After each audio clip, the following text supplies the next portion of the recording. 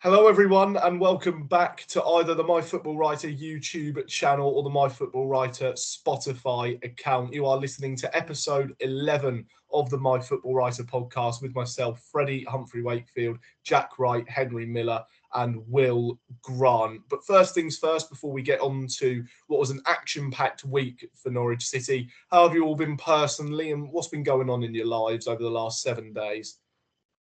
Yeah, I'm great. Really encouraging performance yesterday, as obviously me and Jack highlighted last night. But overall, mate, I've been fine, and it was quite the Norwich City team was quite active last night. I won't talk about individuals, but it was great to see everyone enjoying a really good night, including myself as well. So that's all good and fun and games. So, mate, I'm good. How are you all? Yeah, I'm good, thank you. This week's been really productive for me. Done 2 videos for the channel. One with Mark, a Blackburn fan, getting their side of the story, and another previewing the women's team. Their season actually starts today. They're playing Dulwich Hamlet. So good luck to them. But for me, it's been quite productive. And yesterday, I actually missed all the coverage of the game, because I was sent by the BBC to watch some rugby league and report on that. So, the Anglian Vipers won their grand final. So well done to them, I guess. So I swapped one form of football for another yesterday, I guess. I don't like rugby at all. I'm sorry if you're rugby fans and you're watching this. You're probably not watching this. You're probably down the pub in your jeans. Alienating rugby fans early doors. That'll do. We should say that MyFootballWriter as a platform doesn't condone those stereotypes. That is true. That all opinions are my own. I spent all week doing a course on live streaming. So I learned how StreamYard works. I learned how the background works. I learned how to do a banner. And I had great Wi-Fi. It was great, wasn't it, Will? It definitely worked out, and that course that I spent £3,000 on worked really well. Yeah, absolutely. If any of you guys in the sport industry need a few graphic designers, then we are here on standby. Give us a call, and we will be at your services immediately. Right, Freddie and Henry, what do you think of our glorious graphics last night? It was interesting to say the least, but I'm sure that when there's the next live stream we do after a game, I'm sure it will be much better. I'm sure that we'll be putting in the hard graft as and when we can. But Henry, there for the Spotify listeners, you're chuckling away to yourself. What did you make of it last night in the live stream that our 2 friends here did? I thought the content was good,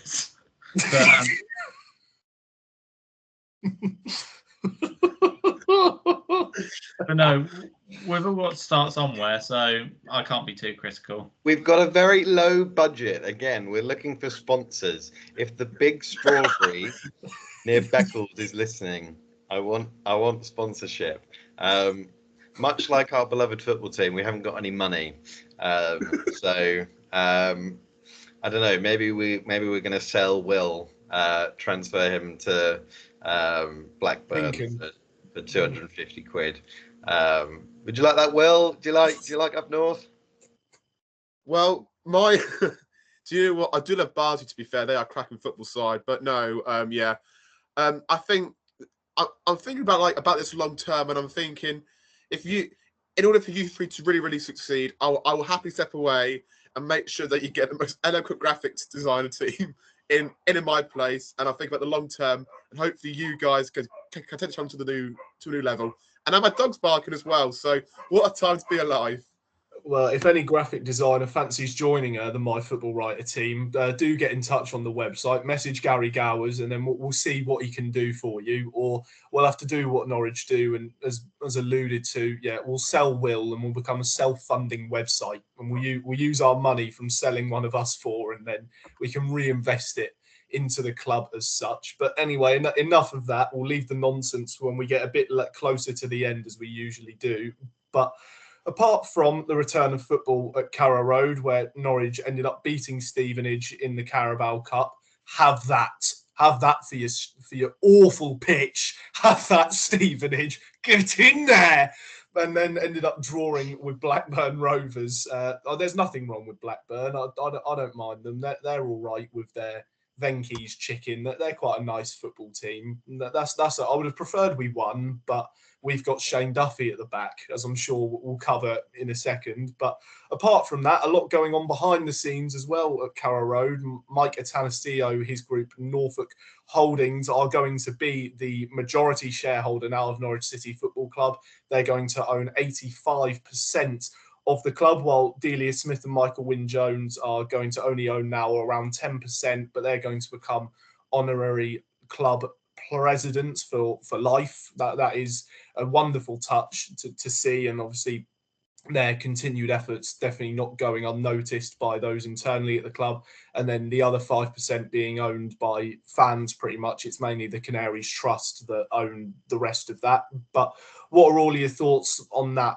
The beginning of a new era, it seems, at Norwich City, and hopefully it can be a successful one and we end up getting hundreds of millions of pounds from overseas, which would be quite nice.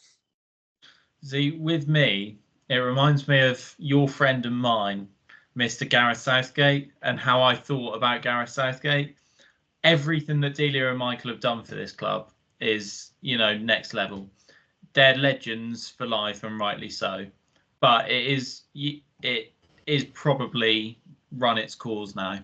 I think when Mike Atanasio and his group came on board in the first place, there was that contingency plan set, and we knew that it was closer to the end than not. So the fact that it's happened this soon, I didn't think we were expecting. But yeah, Delia, in terms of being the owner of Norwich City Football Club, should be remembered fondly. But yeah, it is probably right to just give it a fresh injection from someone new and someone who's been used to running sports clubs abroad as well. That seems to be the new in thing to do at the minute. So and as well, what I do like is that we're keeping the same model. Like I was saying about Southgate and like Lee Carsley and everything, and sort of keeping the same ethos within the England squad. It's the same with Norwich. The fact that we're not going to spend over our means, I think, is ultimately a good thing, because all we need is more sensible signings, not to just splash the cash if we do go up to the Premier League again. So yeah, on the whole, I'm definitely in favour of it. Yeah, as well. I think with Norwich now, we need to try and get to another level, and I feel like, I don't know about you guys now, but I feel like as supporters, we just have to be like a bit more patient now, because I think the club have actually done really well. They've noticed that we needed like a new manager, a new sport director, a new manager in the women's department and the academy as well, and obviously new owners as well. So I feel like the club have realised how they're going to take it to the next level. I think now we just got to be patient and really, really try and buy into it. And I think actually the game yesterday actually really epitomised that, actually, because I felt like, although we went 1-0 down, I felt the supporters were absolutely brilliant. As I said last night to Jack, they really spurred the team on during quite difficult moments. I love Delia. I do. I'm one for lots of memes and lots of critiques of this football club, but I'm also soft and quite sentimental. I remember bumping into Delia at Tranmere away, and it just being, yeah, that happened. But she was there. What year was that? What year was that? That would have been 2010. It was Good League Friday. Game? We lost 3-2. Paul Lambert and Fraser Forster got sent off. Oh. When we'd already won the League One. So, yeah, that. Aside from that bizarre game up on Merseyside, yeah, I think there's a lot of football clubs that would actually look at our position in terms of having a local businesswoman owning a football club. It's a nice,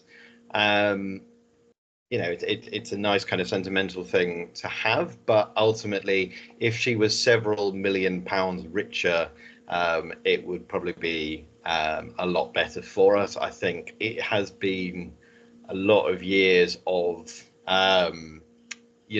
being left behind financially, and in the footballing world that we're in now, where there's so much cash being flowed around, where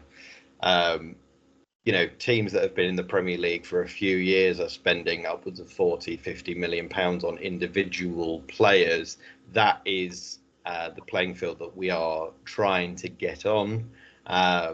I don't know how wealthy this will make us. I don't think it will make us the biggest juggernaut in the Championship, but if we can at least be able to spend some money on some players, that would be nice. We've obviously got all the infrastructure behind the scenes pretty set up, a decent training ground, a fantastic veg patch, a wonderful swimming pool that goes up and down, that costs several £million.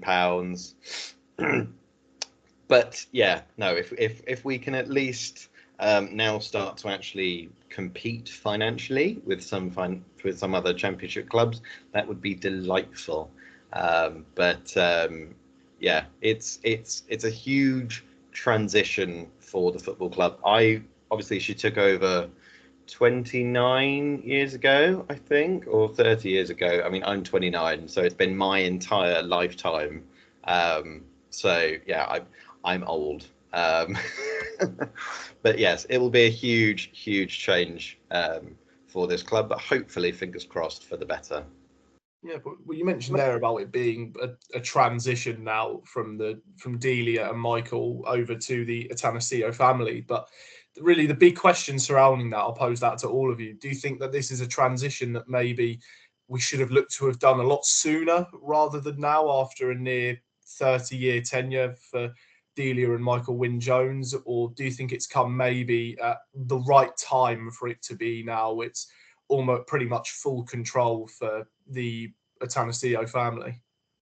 I personally think it's come at exactly the right time, to be honest with you. I think being a Norwich fan over the past decade, most of that you would have seen your team either competing at the top end of the Championship or being in the Premier League. And for a club like Norwich to be considered a club who do challenge for a place in the Premier League on a self-sustaining budget is amazing. So I think Delia was probably right to call it now, when it does look potentially that things have got stale, even though we did finish in the top 6 last season. And Stuart Webber obviously said that he wants Norwich to be a top 26 club. I'm sure Ben Napper echoes that sentiment now. But the fact that we were consistently a top 26 club with Delia and Michael running the ship just shows how much of an opportunity there is to kick on with the Atanasios. Don't get me wrong, like I said, we're not going to spend amongst our over our means, which is a good thing. But if we do have that more money there, exactly what Jack was saying, basically, then there's no reason why in 4 or 5 years' time we can't be an established Premier League club. That was the hurdle for Delia Smith. She could never get Norwich established in the Premier League, and that ultimately is the long-term goal for this football club. And I think probably now it's clear that it won't come under Delia Smith, hence why it's happened now. But yeah, and again, another reason why they've made the decision is because when the Atanasios originally increased their stake to match Delia and Michael's, it was said that Delia and Michael would still be involved until 2026, I think. So their urgency to do that earlier and to step away from the football side of things now shows that maybe they think that, that goal of being a top 26 team is slowly slipping away, and Norwich need to maintain performance levels and ultimately fight to get back into the Premier League. No, very, very fair assessment. Jack, and anyone want to follow on from that, really? Anyone got anything to add? Yes, apart from my lovely main road, Son driving that at quite some speed there. I think you can always make a point, especially in the previous regimes. Obviously, I want to allude to what Henry just said as well. I think the fact that we consistently made being a top 26 club is quite remarkable, really. But I feel like during Farke reign, I think we all kind of wanted Farke to get some more money. I know he got quite a lot of money, didn't he, during the 2021 campaign, I think it was, in the Premier League, or the one after that, I think, whatever it was. And I think we spent like £60 million then. So I think in some ways we did generate like money from that way. It's obviously that wasn't well spent, but I think like this is the perfect time for it. I think it's obviously like a new regime and everything like that. So I just think when everything is so fresh and you can like really build like quite a strong foundation right now. I don't see it being like a massive kind of change in terms of oh wow, we're not going to go for spending about about £2 million a player to £25 million a player. That'll be our goal, but probably not in year one. So let's just all be just be patient, and hopefully we can build onto something really, really promising. Yeah, I echo what Henry said in terms of performances. I think we'll give this season a pass in terms of where we will finish and what we expect this season in terms of it being a transitional season for the coaching team and for the men's team itself. It's obviously then next season with this investment that we would then look at the next steps and where we could go. Whether we'll be able to spend 30-40 million pounds on players, that would be absolutely delightful.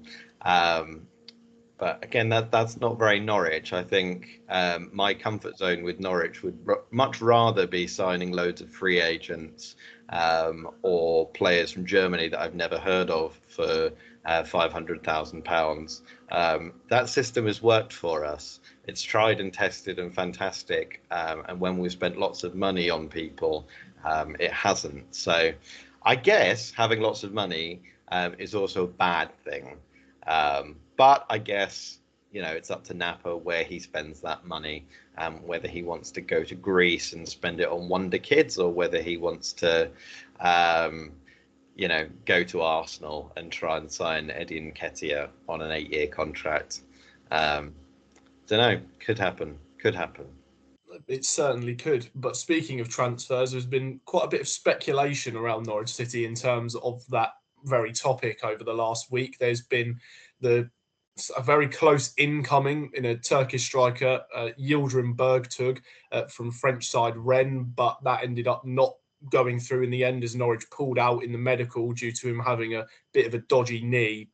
But you could say that's arguably a good call from Napa, obviously not to sign an injured player, look at it more in the long term rather than just a short-term replacement for, you guessed it, our very good friend, Mr. Adam Idah. Finally, this may actually be the last time we ever talk about him because he's no longer a Norwich City player. He has finally got that move, which he has been begging for the last few months. He has gone to Celtic in really what was a fantastic bit of negotiation from Ben Napa to get a guaranteed £8.5 million and then another £1 million in bonuses. So Norwich have done really well to almost get £10 million out of a player who came up through the academy system, never truly cracked on at Norwich. Last season came up with some very good moments, a lot of late winners to secure Norwich vital points, which you can arguably look back on and say is what got us into the top six due to that. But never truly was a first choice striker, was always the backup and never really took too many chances by the scruff of the neck to get in the first team. But a move which, of course, is great for him because he wanted it, and for the football club as well, to get £9.5 million out of him. I mean, fair play to Napa because that's superb business. Yeah. First of all, you three and everyone listening at home, just raise a glass. Raise a glass to Adam Idah and the transfer saga being over. Finally. Raise a whiteboard pen. That counts. But yeah, raise a glass to this transfer saga finally being over. We don't have to talk about Adam Idah again, but in terms of the money we got for him, yeah, I completely echo what you said, Freddie. For our Spotify listeners who have missed that, Jack's just picked up a flower pot, or a plant pot rather, and he's either faked or he genuinely has drank the water from the flower pot. I can imagine that tasted a little bit earthy there. Yeah, but anyway, Will and Jack, thoughts on the business done there to get 9.5 million out of Idah? Yeah, I think it was a very, very good fee from Napa. I think what he's done over the course of, I think obviously his whole kind of life at Norwich has been quite remarkable. Really, it's a massive success for the academy. Obviously, with my kind of like academy goggles on, as I said last night. Definitely a player who I always quite admired. I know he's had some technical problems at times, and he wasn't that guy to obviously replace Pookie and obviously Sargent, etc., etc. But I always did think he showed really good signs of potential. It's just whenever he kind of got that chance to really start and kick on, he was just like lacking like a little bit something, and unfortunately, it just didn't really kind of like marinate altogether. But I really do think he'll do well in Scotland as well. I think Rodgers actually said during the week that he thinks that he can definitely get more money out of what they originally paid for him as well. So, and I actually do agree with that as well. There's definitely some really good attributes for Idah. It's just hopefully just trying to like manage them all together, and hopefully they all come to some success for him. I mean, legendary strikers for both Norwich and Celtic, they go hand in hand. Pookie, who wasn't legendary for them, but Chris Sutton, obviously. Gary Hooper, obviously.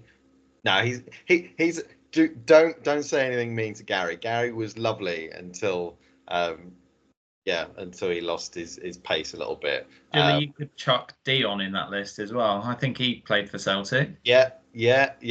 John Hartson, surely, did he? I think that might be a stretch. I think, yeah. But no, for Adam, I think again he's wanted this move. He's been begging for this move. I'm just really relieved that this whole saga is resolved. But yeah, we can tell, Jack. Yeah, I'll leave it there. No, I mean 8.5 million squid for a club that's scrapping for the pennies.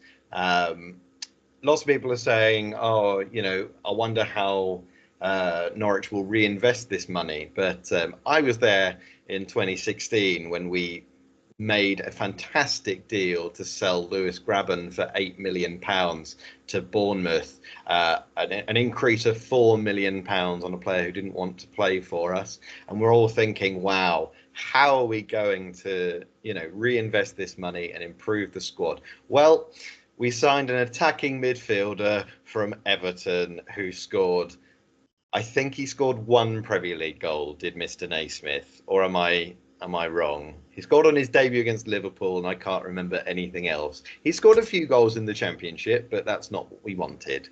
For me, I think the question marks now should be how we are going to spend that money, who we're going to bring in, because with rumours of Ken Abbo leaving on loan, Abu Kamara kind of being a winger, stroke striker, stroke wanting to leave player, that kind of leaves Sargent and pretty much no one else. Maybe that Mundell Smith guy can be on the bench. Of course, Sargent will stay fit all season and we won't really need to worry about a backup striker.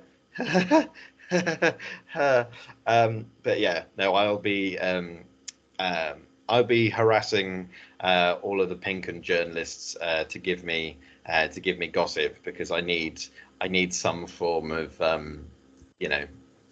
hope. Well, I think we should sign the big Hwang back, but we'll wait and see as to who Norwich look for. Of course, the deal with Yildirimberg to eventually falling.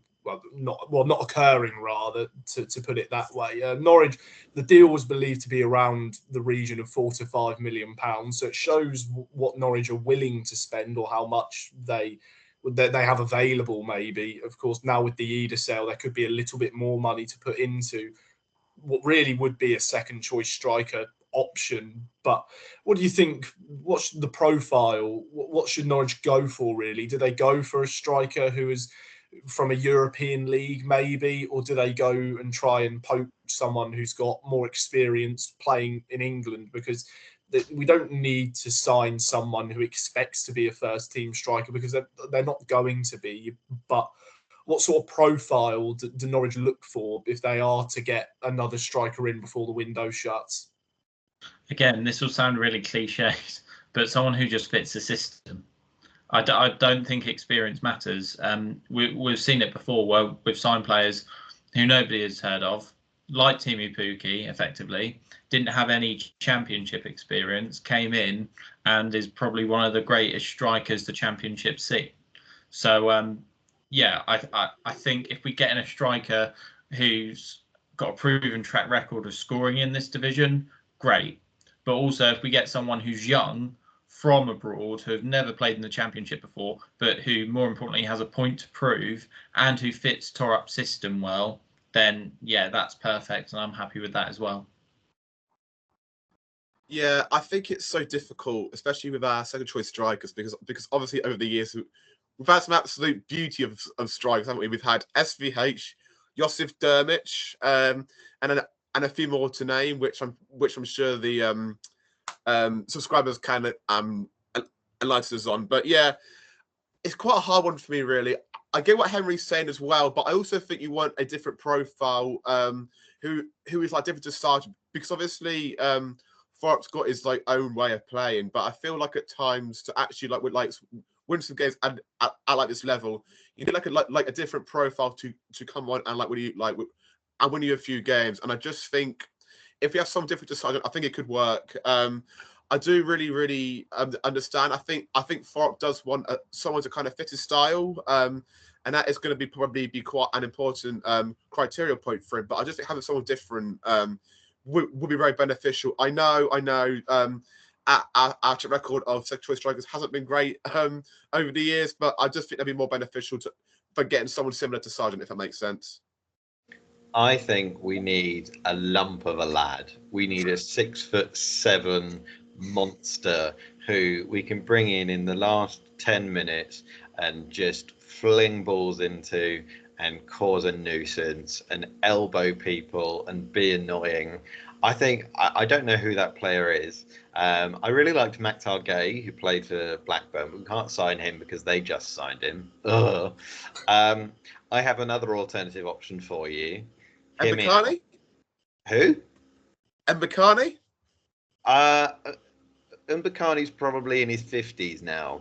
I'm kidding. He's probably in his 40s. I have another alternative option, and you need to hear me out and bear with me on this. Paul Mullin. Oh, yeah.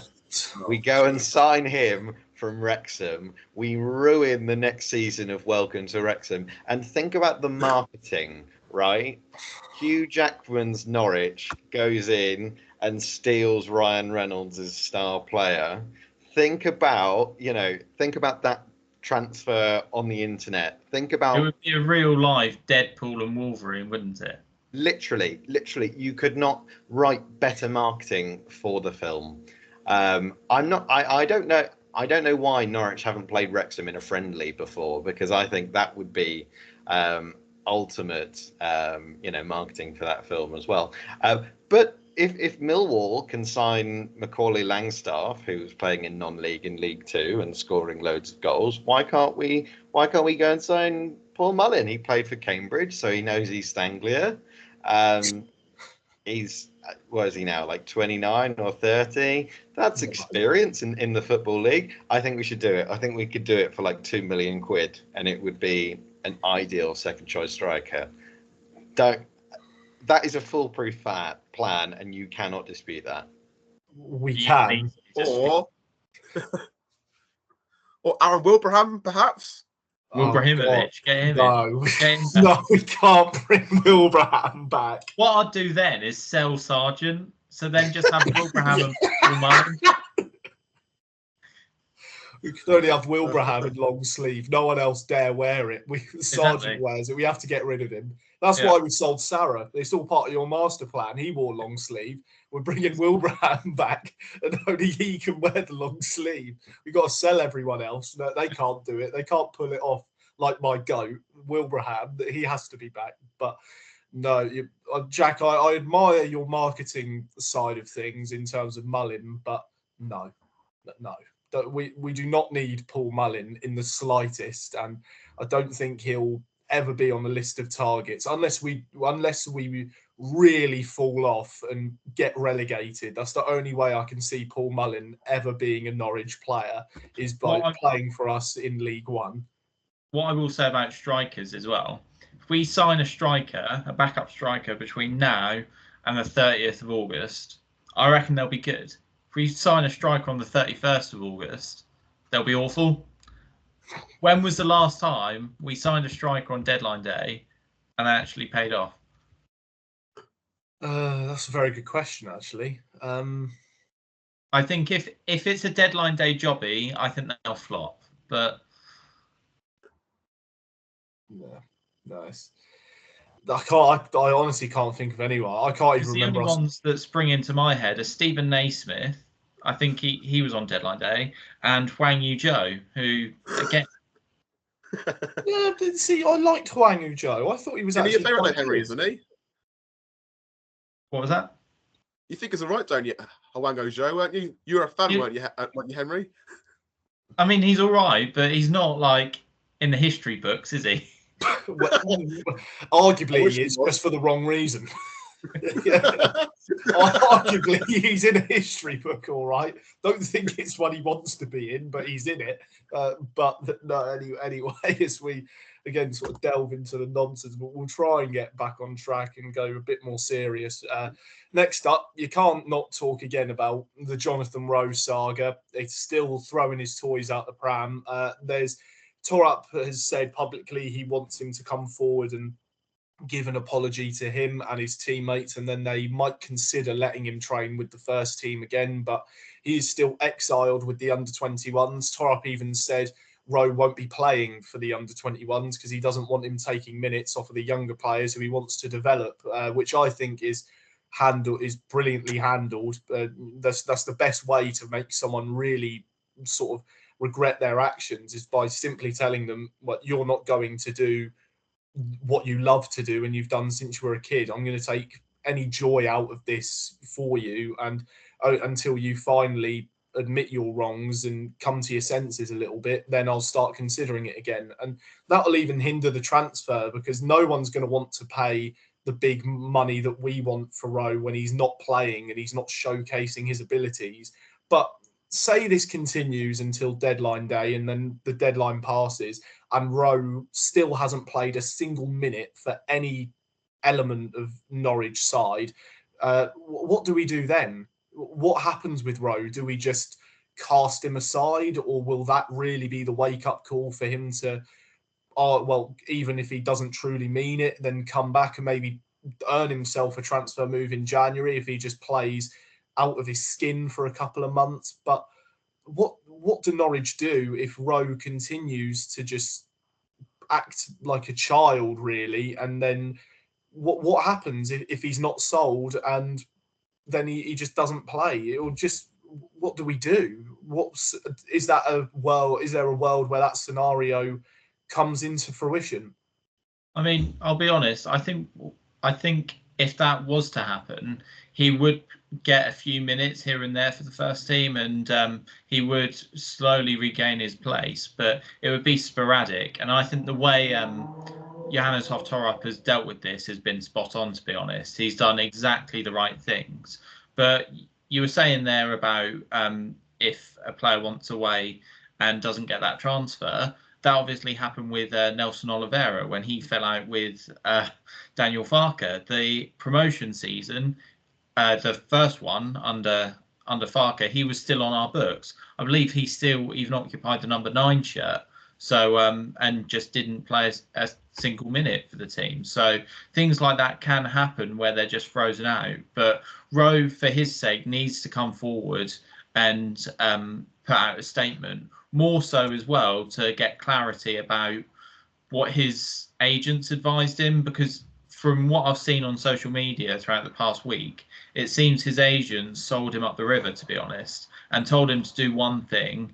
He does it and then quickly backtracks because they've realised that actually that's done Rowe more damage than good. So I think him releasing a statement and apologising to the first team is the least he could do, to be honest, and then really knuckle down. And if he then doesn't get a move, great, he's in our first team then, and not necessarily all be forgiven, but it'll be brushed under the carpet, I'm sure, and we'd have still a top quality championship player on our books.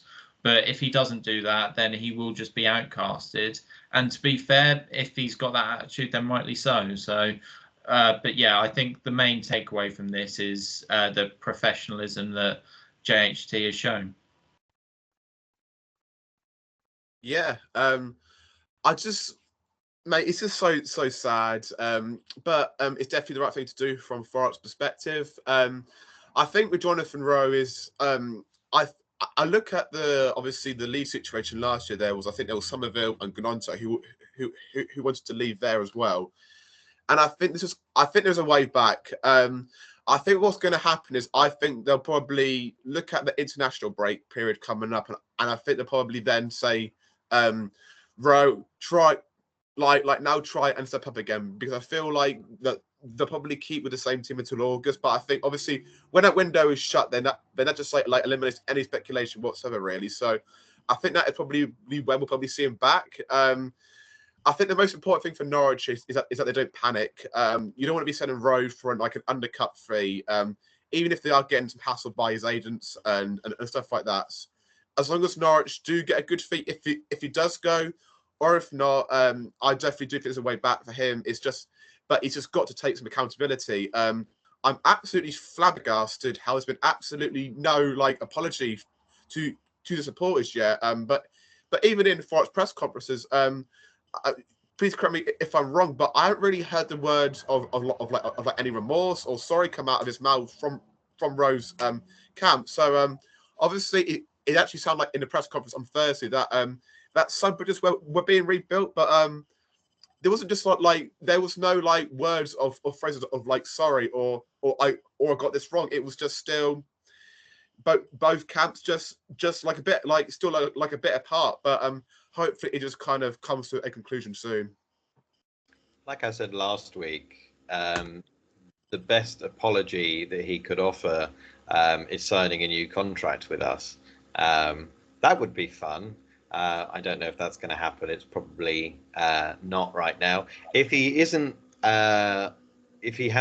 we haven't had a bid for him by transfer deadline day, and we haven't got a fee that we would agree, I think stick him out on loan to Wroxham for the season.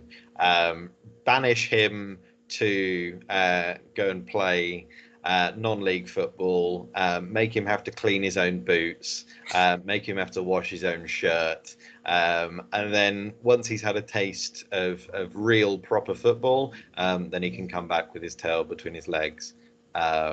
Actually, then his contract will have run out and we'll release him. Actually, maybe that's not a good idea. Johnny, don't do it. Don't go to Wroxham. Don't. I know Royce is tempting, but just stay. No, well, we'll wait and see what happens with Rowe, and will an apology come out, or will a transfer be made? There's no real progression on a transfer being made. Marseille was still wide of the mark and the money that Norwich want. Jonathan Rowe, as Will said, no one, himself or none of his camp, have come forward and tried to apologise about what's happened. But we'll have to just wait and see on that front. But one last thing before we go on to ultimate nonsense with Jack's brand new game. We haven't got quick-fire hot takes, he told us before we started. We have a brand new game to worry about for him to get content for his Twitter account. But one last thing to touch on, some new contracts that were announced during the week. Brad Hills and Gabe Forsyth both signed deals until 2027. And you could argue maybe that is an indication that they are working their way into the first team, especially Forsyth. He started yesterday and almost scored what would have been the goal of the season. He struck the ball sweet as a nut from about 35 yards from goal, and the goalkeeper ended up just tipping it over the bar. But Brad Hill's as well, a player who many have argued should be starting in the Norwich first team. He did against Stevenage in the Carabao Cup, was on the bench at the weekend. But would you say that those are deals that are more a pathway into the first team for those two, or is it that it's just a more sense of a reflection of how they've progressed over the pre-season? I think 100%. I think, as you alluded to there, Freddie, there's no coincidence that the week Forsyth signs a new deal, he's in the first team, and for all accounts played really well as well. So, yeah, it's definitely shows that pathway that Torup has waxed lyrical about, and that he was brought in to effectively promote. So, yeah, I know the first game against Oxford felt a bit Wagner-esque in terms of the selection, and we were like, look, we need more youth in this team. Well, it's fair to say that any youth player now who, thinks that they should be knocking on the door of the first team probably will get that chance after seeing Forsyth and after seeing those new deals as well. So, yeah, it's a very good time, as I'm sure we'll touch on, to be a member of the Norwich City Academy, because yeah, they definitely will get a chance. It looks like under Torup.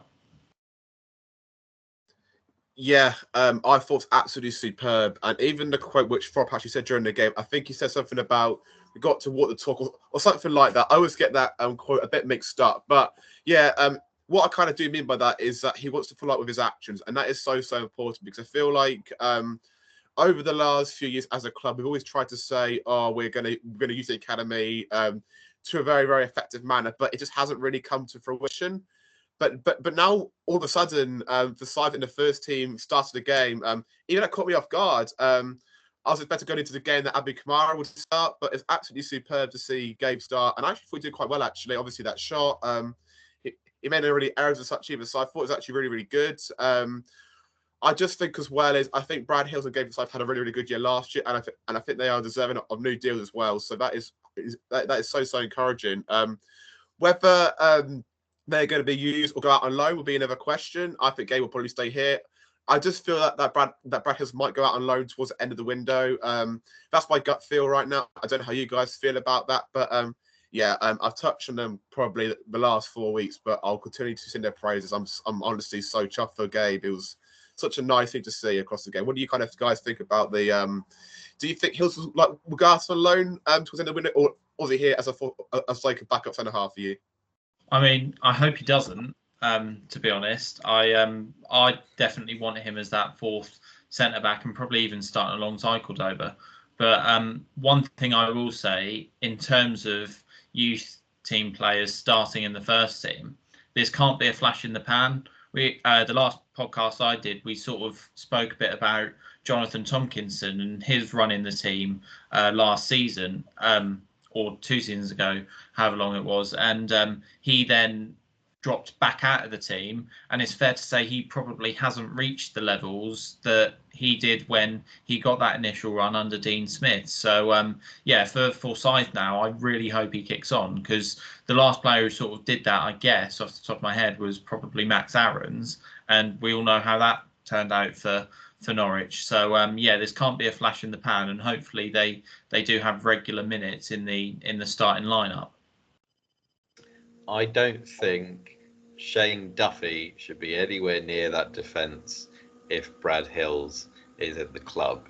I think to loan out Brad after all of the defensive reshuffles that Torup has had in his 2 league games, where he's really seemingly not known what is his favoured back four, to, loan out one of your most promising defensive assets could be argued as a good move. But if we do loan Hills out, there is no way that I'm going through the rest of the season with centre-backs of Cordoba, Hanley and Duffy. I'm not having it. We need to sign someone else. Get someone else on a free. Get someone else on a loan. Like I said last night, get Chris Mepham on loan. Him and Paul Mullin on transfer day. You've heard it here first. I am Fabrizio Romano, there we land, and what all the kids say these days. Is that what the kids say, Freddie? I don't know. Yes, yeah, no, that is what they say nowadays. Yeah. Okay, good. There we land. There we land. Not. What does that mean? What? It's just an alternative. It's this really young kid who's trying to be Fabrizio Romano, and I think a few of them he's actually announced it before Romano has. So I don't know where he's getting all the information from, but yeah, fair play to the kid. But yeah, for me, I agree with what Jack said. Shane Duffy should not be anywhere near this team. He is a walking catastrophe, and he should be nowhere near the starting 11 anymore. He is too old. He's too slow.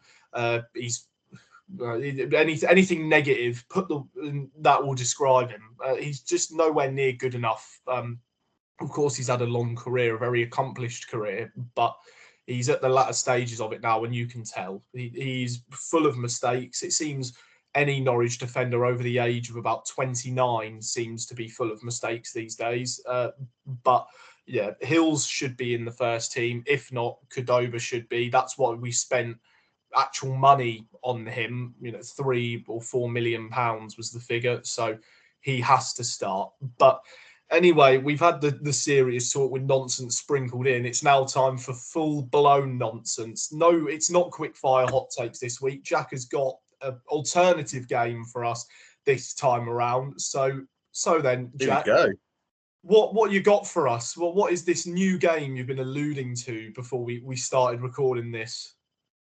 Well, it's a very silly game. It's a game that everyone loves to play, and it's a bit of a meme online that it's all that men like to do is name random footballers. So the game is whoever can name the most random Norwich footballer.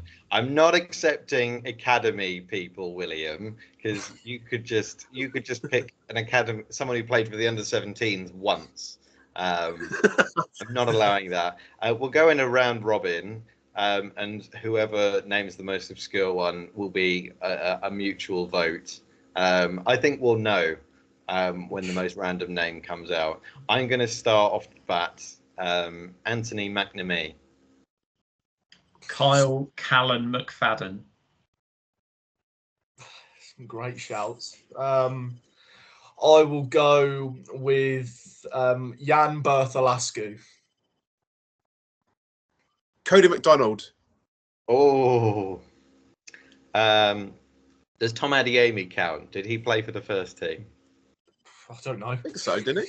Okay, I'm having Tom Adeyemi. Yeah, I think. Yeah, I would have. Yeah. Tony Andrew. I don't really know who to go with here. I'll go with Zach Whitbread.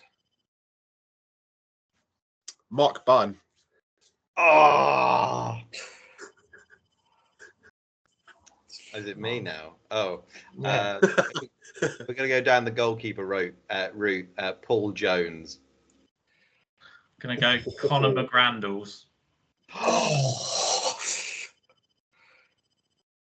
You know what? I'll go proper old school. I'll go with Robert Rosario. Played for us in the 70s.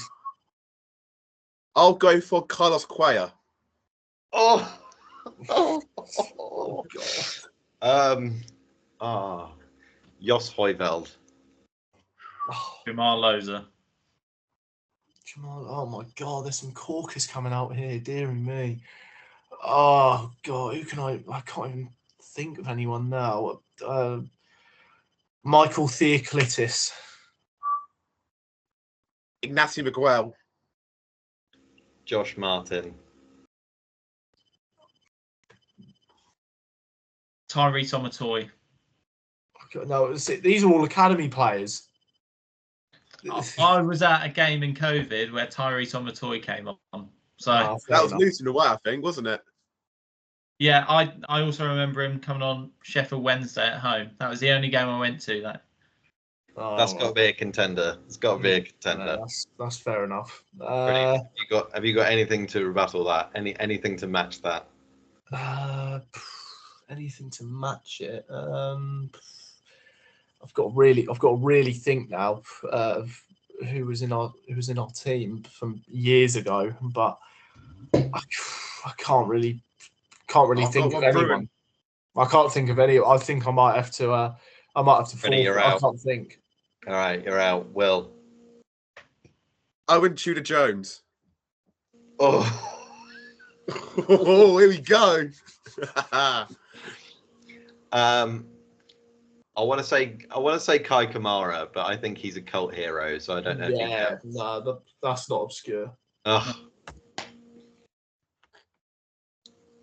I've got one. I saw a stat saying that Forsyth was the youngest player since Josh Dawkins to play. So I'm going to go for Josh Dawkins. I think he might have won that. Jesus, that's a cracking one. Well done. All right. Wow, I tell you, that was just one that, mate, I just hit differently. I thought I might win with John Oxenbourne, but Josh Dawkins, have the crown, Henry. Have the crown. Have it. I can't lie about. I probably knew about 2 of the names that were put up there. Yeah. From the rest from you other 3. I got no idea who any of them blokes. The last 2 that were named, I got no idea who they are. I did have another one brewing. Wow, that's brilliant. The season we went up under Paul Lambert to the Premier League, the club used to do posters in the match day programme. And for ages, I had a poster of George Frankham on my wall. So he played for Norwich. Yes. Yes, yeah. I remember him playing. I remember him. A bit of Michael Spillane as well, but you just can't chop Dawkins. That's a superb shout. Yeah. So yeah, whoever posted that stat, thank you. Probably NCFC numbers. He usually puts up stats Credit like that. to NCFC numbers. Yeah, bloody hell. Well, that's very, very good. No, well, I've learned a lot now. I never knew George Frankham ever played. I only associate him with Crawley Town because he seemed to be there for years. But hey ho, he ended up playing for Norwich. It seems like any obscure player seems to have played for us this day. I should have said Dean Marnie. I cannot believe now he's popped into my head because he was a Norwich number 9. Yes.